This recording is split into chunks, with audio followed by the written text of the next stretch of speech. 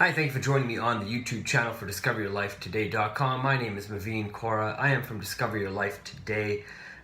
You can find this article over at DiscoverYourLifeToday.com. It's going to be / the Tibetan Book of the Dead. So you're right, we're going to be talking today about the Tibetan Book of the Dead, Life, Death, and Reaching Nirvana. So I first picked up this book a little while back and I was really wondering, is there any real value of reading a book that's going to tell me about the afterlife written by somebody who obviously was still here and had potentially not experienced that afterlife? So I really started thinking, is there any value to this? So I'm always a person who wants to give things a chance, so I decided to go ahead and read that book anyways. So what I want to do is give you some perspectives on what I went through the book, what that book's about, as well as some of the things I brought together to connect and started really understanding on how this life, death, and reaching nirvana thing may work while we're here on Earth.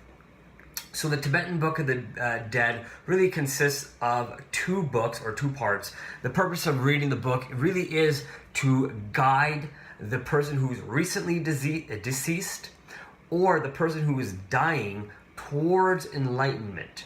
So this means that you are going to be reading the passages that are in the book so the person who's dead or dying can hear these passages, and as they go through the journey of the afterlife, they take heed of what you are saying and they use that information to find that, that enlightenment that we all are in search of.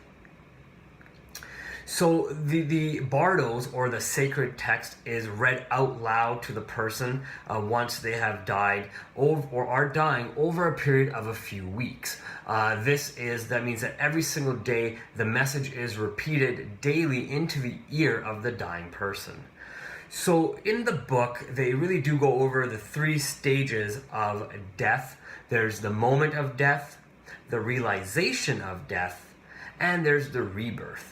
So we're going to be talking about all three parts of this book in some detail, and again, like I said, with a little bit of questions that came to me as I was reading this book. So the one has the opportunity to recognize the light at the end of the tunnel per se. And if you do not recognize this light, you are going to be moving through different stages and have the ability to recognize the light and beings at different stages of the a journey, I guess, towards enlightenment. So in the first stage, you will meet somebody. If you don't recognize this person, if you're scared, you continue the journey, you move on to stage two and so on and so forth, until potential rebirth. Now, you do go through all of these different stages, and you do have the chance of being liberated and finding enlightenment and nirvana at each stage. If you do not, you do come back and you do continue this journey once again to, maybe another 50 years, 60 years, 20 years, 10 years, whatever your lifespan may be, and you go through that same potential liberation stage again and again. So, book one. What does liberation mean? And how does one experience this? Liberation means to find enlightenment and transcend to the afterlife. It also means to have a happy rebirth with the possibility of reaching a higher consciousness on every life that you are reborn into.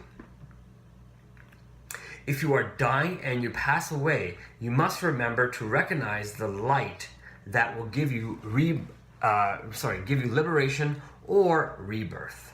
This is the way I understand the light in a Buddha consciousness. So if someone has just died recently or is dying, no one should cry for that person. This is one of the first things that is mentioned in the book. The reason for it is if you start to cry for the deceased actually, as they're continuing down this journey or down this path towards enlightenment, hears this crying and is distracted in their journey, and then will find out and know right away that they have passed away. Once you know you have passed in your journey, you then will have to come back and be reborn, from the way I understand this.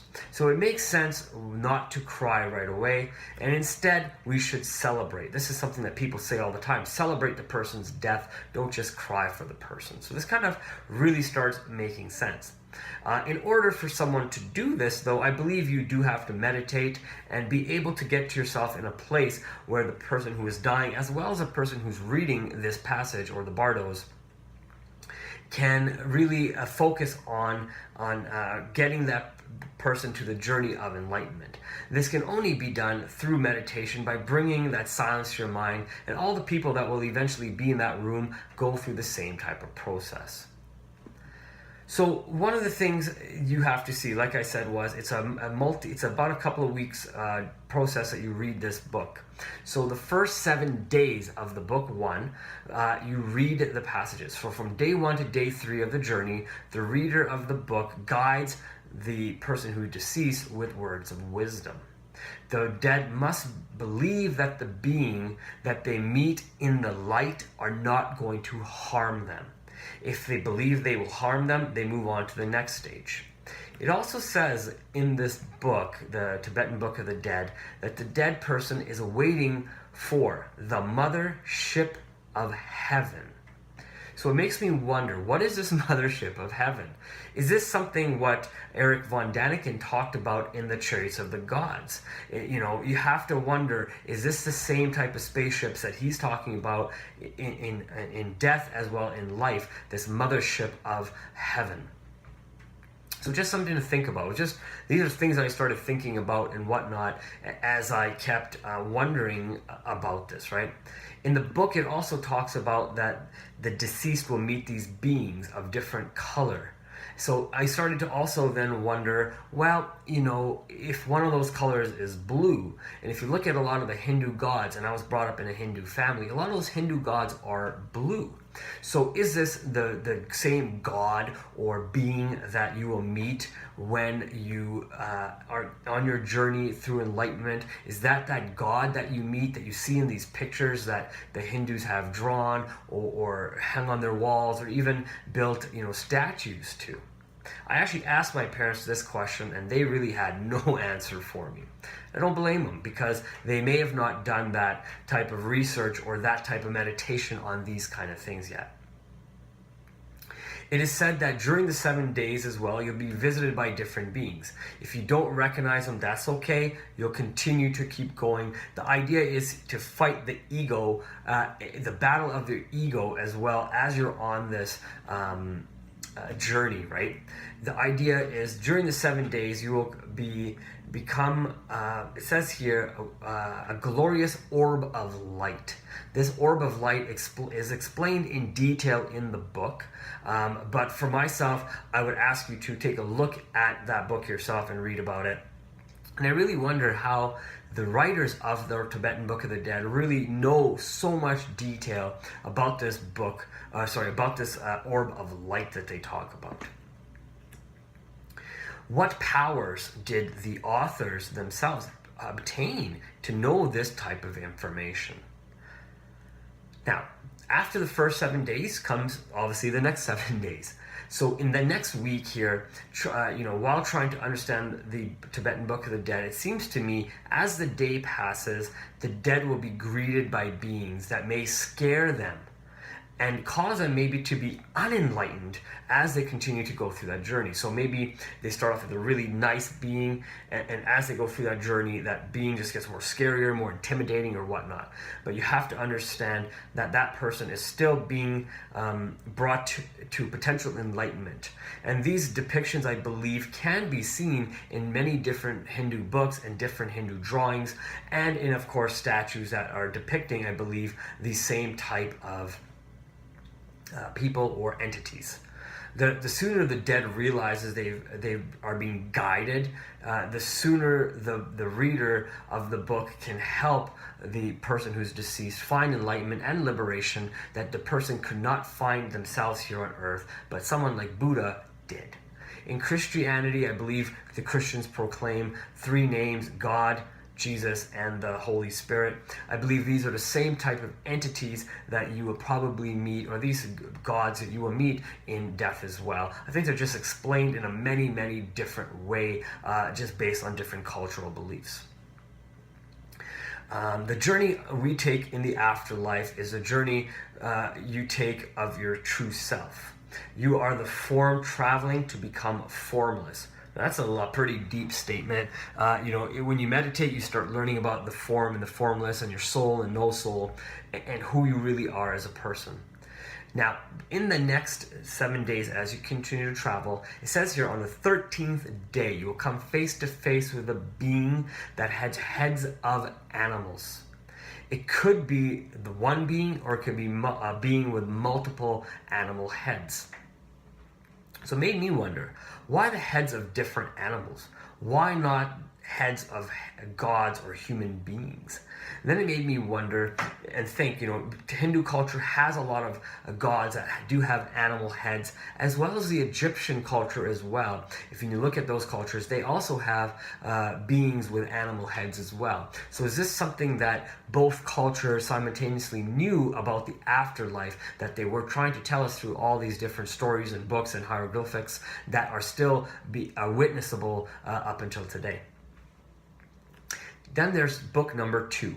During the journey, the dead, which may join us back in earth one day, will come across beings as well. Now, we must recognize evil, hurt, pain, and fear within ourselves. By seeing this for what it is and accepting fear for what it really is, you can still find liberation. So that means you don't necessarily have to understand who the beings are at all the different stages as you go through, even as you go through to the different stages of birth and rebirth. When you get to the realization of death, you can still find the opportunity to find enlightenment. It just means you just have to be conscious while you are being read this book as well. The second part of the book is where the supernormal birth is going to take place, and it's explained. Supernormal is a stage of rebirth. This is actually, they go into quite a bit of detail, and this is where we can be liberated from entering the womb. So that means you can still find liberation and not be reborn onto Earth or some other planetary place that's similar to Earth. I'm sure it's a very deep conversation, and Earth is definitely one planet that has life. There's probably many life forms out there, and many planets just similar to Earth out in the vast universe that are just like this planet, and you can be born here and other places as well. This got me thinking, if you have the ability to not be born into the womb, so this might be a little rude, and hopefully it's not seen as rude or a little crude, I should say, but once a month the women release their eggs, and once a month the women will have a period. Each time that egg is released and the woman has her period, that's one egg that did not get fertilized. So does that truly mean that was one more soul that was liberated from rebirth? Something to think about. Because when we do have the egg and the sperm and they get together and they make a baby, that's potentially one entity or one birth that has had to have occurred based on someone not being enlightened potentially and coming back to the earth. So this is something that we need to think about. It is a possibility that this is why these things happen. Obviously, scientifically speaking, there's other reasons that can explain all this stuff. But again, metaphysically speaking, we may want to consider something like this. Now, guidance before rebirth. There's a whole section on this as well. If you are a guru, a spiritual leader, or if you believe in God, you can ask them for guidance in your journey. So even right now on Earth, you can find people like this and ask them for it. There's a lot of people who work with the dead right now, or the dying right now, just to help them find ways of finding peace and internal peace within themselves. While reading this book, I really felt like, you get to choose your state of mind, your mood, and the disposition you want to be born into. That means you get to really choose who you want and what kind of experience you want to get when you come back to Earth in another human form. This is kind of some of the things that I got from this book. So you get to choose the womb and the person you got to be born to. So that means you really do get to choose your parents according to the Tibetan Book of the Dead. So a lot of times when people say, Mom and Dad, I didn't choose you, I didn't choose to be born. The Tibetan Book of the Dead says something completely different. It says that you did choose to be born, you did choose your parents, and this is why you are experiencing these things. These are the experiences you chose to have. So a very interesting way to look at the way we are born and why we are born.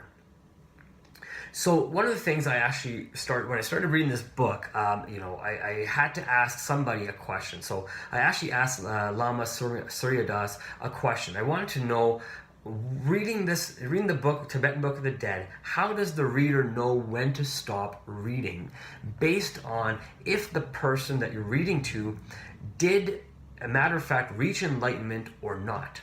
His answer to me was pretty cool. He just said, whoever really reaches full enlightenment anyways.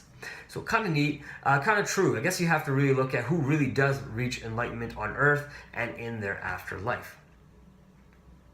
I hope you enjoyed the little summary here of the Tibetan Book of the Dead. It is a very deep book. I do recommend picking it up and having a read of it. There's a lot of things that you can definitely learn from this book. It is a great spiritual read as well as a great knowledgeable read on about the afterlife, written, of course, I believe in the 14th century.